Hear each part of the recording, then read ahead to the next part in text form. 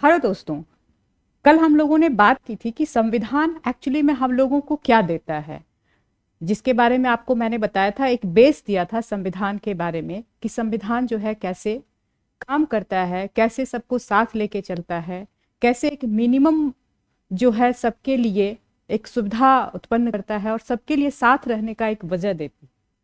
तो हम आज देखेंगे कि संविधान होता क्या है एक्चुअली में, और क्या ऐसा कारण है कि किसी देश का संविधान खत्म हो जाता है और वहाँ पे जो है शासन में दूसरे वर्ग हावी होने लग जाते हैं, संवैधानिक सत्ता खत्म हो जाती है।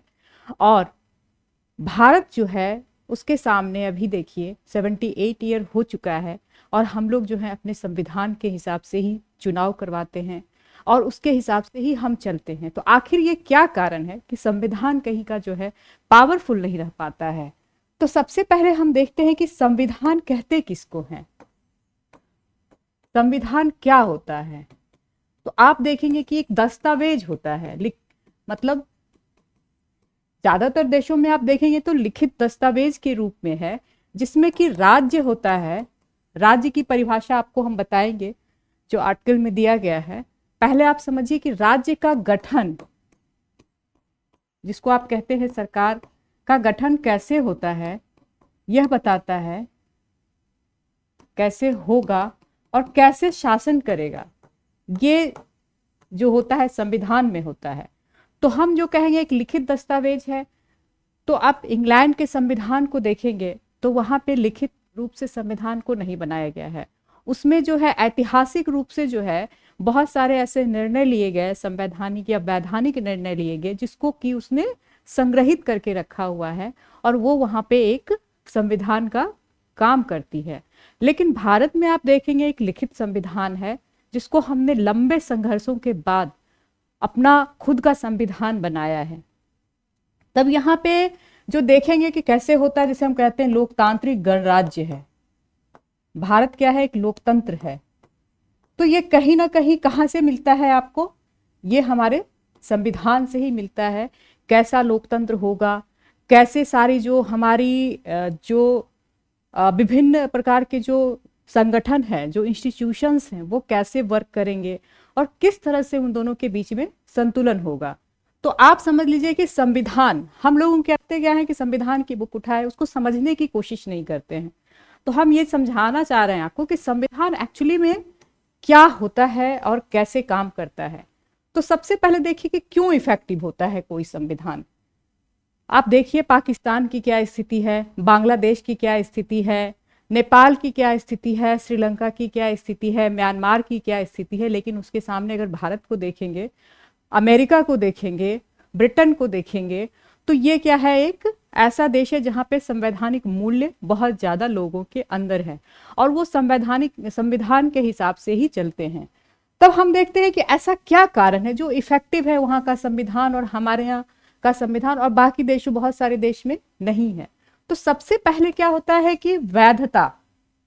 वैधता मीन्स क्या हुआ कि संविधान जो है वो कितना वैध है या वैलिड है, जिसके कारण कि उसको मूल्य दिया जाए। तो सबसे ज्यादा इसमें क्या जरूरी है, अगर किसी चीज को वैध बनाना है तो उसमें सबसे इंपॉर्टेंट क्या चीज है कि अधिक से अधिक लोग, मतलब अधिक से अधिक लोग जो हों, उसमें लोगों की जो बात को है शामिल किया गया है। मीन्स ऐसा नहीं किया गया है कि कुछ समाज के कुछ वर्गों ने उसको बनाया है। तो हम देखेंगे कि जिसमें बहुत ज्यादा अधिक से अधिक लोग संविधान निर्माण में या उनके चीजों को, जो संविधान है, कहते हैं ना, लोगों के एस्पिरेशन को, उसकी आकांक्षाओं को कितना समाहित किया हुआ है। दूसरा चीज ये बताता है कि संविधान बना कैसे है।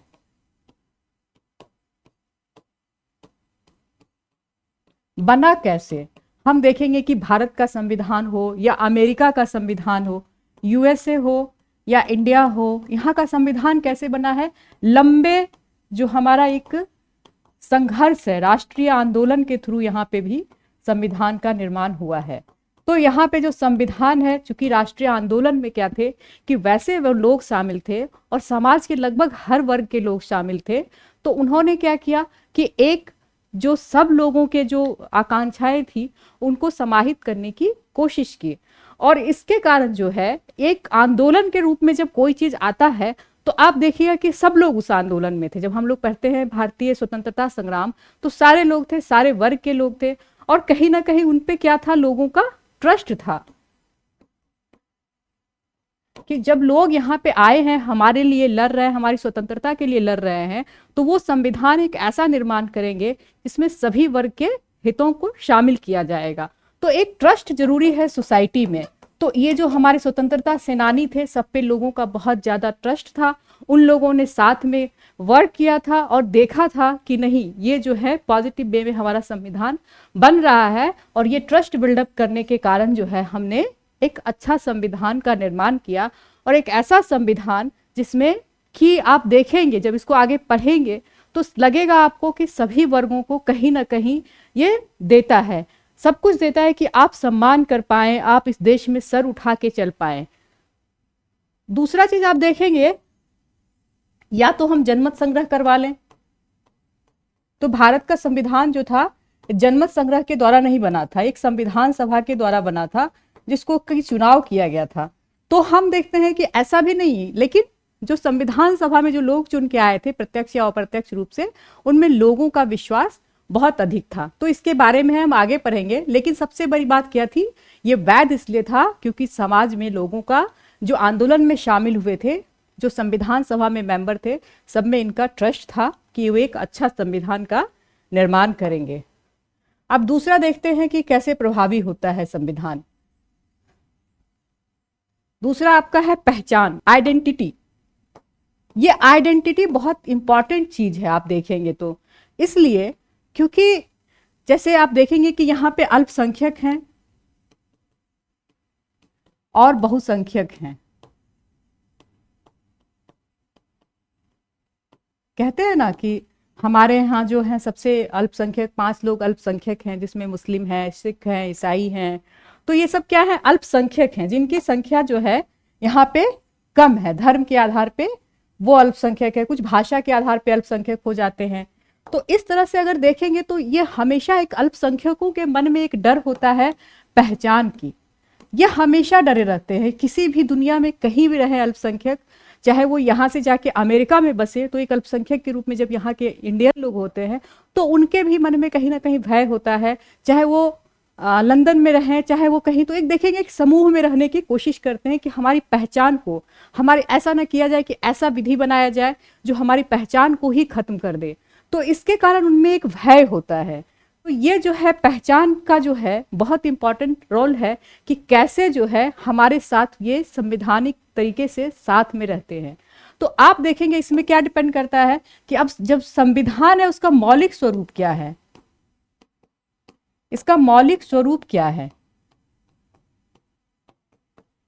मतलब कि संविधान में जो स्वतंत्रता कितना दी गई है, स्वतंत्रता, समानता, जो अधिकार कहते हैं हम, स्वतंत्रता, समानता, ये मूल्य कितना समाहित है कि एक अल्पसंख्यक भी जो है मतलब साथ में कदम मिला के चल सके, उन्हें कहीं भय ना हो, उनको अपने पहचान पे संकट ना हो, और वो साथ साथ चल सके, और इस जो विकास की धारा है उसमें साथ साथ वो अपना भी और लोगों का भी विकास देख सके। तो ये स्वतंत्रता, समानता का जो मूल्य है ये कितना गहरा है संविधान में, यही दिखाता है आपका कि जो पहचान है, उनको कितनी पहचान दी गई है अल्पसंख्यकों को। तो आप अगर संविधान आगे पढ़ेंगे तो देखेंगे कि अल्पसंख्यकों के लिए भी हमारा संविधान कैसे करता है, और हमारा जो मौलिक अधिकार, एक फंडामेंटल राइट है, कैसे उसके लिए वर्क करता है। सरकार को कैसे, हमने कल बताया था आपको कि जो सरकार है, सरकार के लिए वो विरोध में काम करता है कि सरकार कुछ नियमों को नहीं बना सकती जिसके कारण हमारा मौलिक अधिकार का हनन हो। तो फंडामेंटल बहुत महत्वपूर्ण है हमारे लिए। और ये जो है अल्पसंख्यक को जो हमारे सोशली और जो आपके एजुकेशनली रूप से दबे लोग हैं, उनको, उनके लिए हमारे संविधान काम करता है। तो ये देखेंगे कि एक पहचान के संकट को मतलब पहचान को बनाए रखता है, और इस कारण से जो है संविधान जो है बहुत पावरफुल बन जाता है। अब तीसरा देखते हैं जीवंतता, मतलब जिसको कहते हैं लाइवली। कोई भी चीज कितना जीवंत है उसी पर डिपेंड करता है कि वो जो है कितना आगे तक चल सकता है। तो आप देखेंगे कुछ इंस्टीट्यूशंस बनाए गए हमारे यहाँ, जो संविधान आप पढ़ेंगे तो उसमें बहुत सारे इंस्टीट्यूशंस हैं, जैसे विधायिका, कार्यपालिका और न्यायपालिका। ये तीन जो है महत्वपूर्ण है हमारे यहाँ। एग्जीक्यूटिव, उसके बाद आपका हो गया न्यायपालिका, जुडिशियरी, और जो आपका विधायिका, जो कि विधा मतलब जितना हमारे यहाँ नियम बनाती हैं, कानून बनाते हैं, जैसे संसद हमारे यहाँ क्या करती है, ये सारे नियम कानून बनाने का काम करती है। तो ये जो तीन संस्थाएं हैं उनको जो है एक दूसरे पर क्या किया गया है, चेक एंड बैलेंस। आप देखेंगे कि चेक एंड बैलेंस जो है क्या है, ये कि तीनों संस्थाएं अपने में जो है स्वतंत्र रूप से कार्य करेंगी और एक दूसरे के जो क्षेत्राधिकार में कभी भी प्रवेश नहीं करेंगे। लेकिन अगर कोई ऐसा हो सकता है कि किसी को हमने बहुत ज़्यादा पावरफुल बना दिया है, तो क्या करेगी, भविष्य में वो हमेशा सत्ता पे अपना दबदबा बनाने की कोशिश करेगी। तो इन तीनों के बीच में ऐसा संबंध होना चाहिए कि जो अगर कोई मीन्स कि जैसे कोई अगर बाहर अपना सत्ता फैलाने की कोशिश किया तो उस पर बैलेंस मीन्स तुरंत उस पर जो है न्यायपालिका, देखिए इसका भी संविधान की जो व्याख्या करने का अधिकार दिया गया है, जो भी विधायिका न्याय बनाती है और कार्यपालिका जैसे कार्य करती है, तो फिर हम लोग व्याख्या करने का अधिकार जो है न्यायपालिका को दिया गया है। फिर न्यायपालिका का भी अपना सीमा निर्धारित किया गया है कि कहाँ पे वो संसद में जाके अपना प्रभुत्व तो नहीं स्थापित कर सकते हैं। तो ये चेक एंड बैलेंस का काम करती है, तीनों एक दूसरे को देखते हैं और तीनों जो है कैसे बैलेंसिंग तरीके से कार्य करते हैं। तो ये इंस्टीट्यूशन जो है इस तरह से कार्य करता है। दूसरा चीज क्या है कि कोई भी संविधान कैसे जीवंत कह सकते हैं कि उसमें जो है आने वाले समय में, मान लीजिए आज जो समय है, आज हम 21वीं सदी में जी रहे हैं और जो पहले का समय था, जो मूल्य थे, जीवन मूल्य थे, उसमें काफी परिवर्तन हो गए हैं। तो अगर हमने ऐसा संविधान बनाया, ऐसा संविधान बना के रख दिया जिसमें कि परिवर्तन की कोई संभावना नहीं है, तो एक समय के बाद क्या है, लोग उसके ही खिलाफ हो जाएंगे। तो ये कहीं ना कहीं जो है इसमें एक लचीला गुण होना चाहिए, मीन्स जो परिवर्तनों को कितना समाहित कर सकता है।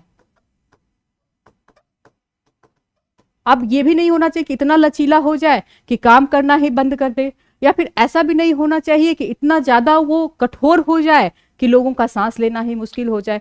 तो दोनों के बीच में क्या है, एक ऐसा लचीला होना चाहिए कि जब जरूरत पड़े तो उसके हिसाब से हम जो है कार्य कर सकें, और यही जो है हमारा संविधान करता है। तो इस तरह से हम देखते हैं कि जो संविधान है हमारा, जब आगे हम पढ़ेंगे तो किस तरह से एक जीवंत संविधान के रूप में ये स्थापित हुआ है और हमने किस तरह से अभी तक से उसको बिल्कुल प्रभावी तरीके से चलाया है, और इतना प्रभावी हुआ है कि आज भी जो है संवैधानिक तरीके से अगर आप न्यूज़ पढ़ते होंगे तो देखते होंगे जितने निर्णय आते हैं तो ऐसा लगता होगा कि नहीं, लास्ट में जो है संविधान ऐसा बनाया गया है, इतना महत्वपूर्ण दस्तावेज बनाया गया है कि हमेशा संविधान की जीत होती है।